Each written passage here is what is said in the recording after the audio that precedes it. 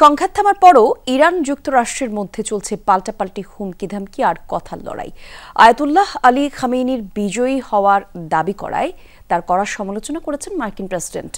তাকে মিথ্যাবাদী আখ্যা দিয়ে দেশটির উপর নিষেধাজ্ঞা প্রত্যাহারের সব তৎপরতা বন্ধের ঘোষণা দিয়েছেন ডোনাল্ড ট্রাম্প। এদিকে সর্বোচ্চ নেতাকে যথাযথ সম্মান দেওয়ার আহ্বান জানিয়েছে তেহরান। এমনকি পররাষ্ট্রমন্ত্রী আব্বাস আরগুচি ট্রাম্পকে সম্বোধন করেছেন ইসরায়েলের ড্যাডি হিসেবে। এলএমই সার্টিফাইড বিশ্বসেরা কপারে তৈরি ওয়ালটন কেবলস, যা আপনার স্থাপনাকে রাখবে সব সময় নিরাপদ।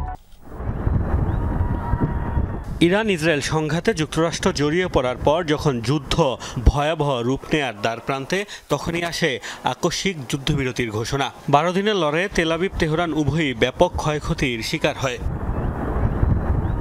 যুদ্ধ থামার পর এখন চলছে বিজয় ঘোষণার পাল্টাপাল্টি দাবি। ইরান, ইসরায়েল ও যুক্তরাষ্ট্র তিন দেশই নিজেদের বিজয় বলছে। সবশেষ জাতির উদ্দেশ্যে দেওয়া ভাষণে ইরানের সর্বোচ্চ নেতা আয়াতুল্লাহ আলী খামেনি যুক্তরাষ্ট্রের কঠোর সমালোচনা করেন।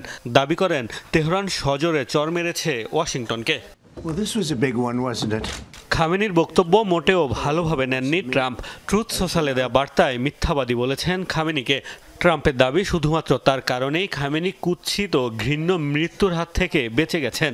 ইরানের উপর থেকে নিষেধাজ্ঞা তুলে নেওয়ার যে প্রক্রিয়া শুরু করেছিল যুক্তরাষ্ট্র, সর্বোচ্চ নেতার বক্তব্যের পর তা বন্ধ করে দিয়েছেন বলেও জানান মার্কিন প্রেসিডেন্ট।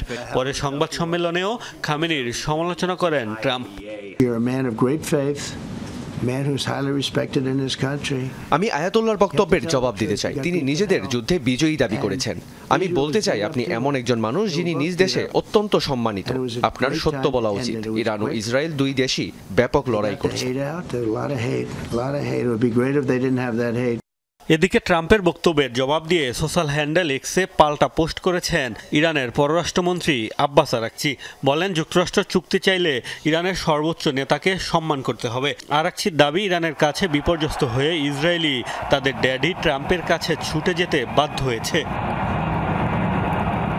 এদিকে ইরান আবারও উদ্বেগজনক মাত্রায় ইউরেনিয়াম সমৃদ্ধ করলে দেশটিতে হামলার হুমকি দিয়েছেন মার্কিন প্রেসিডেন্ট। মুস্তফা মাহমুদ, যমুনা নিউজ।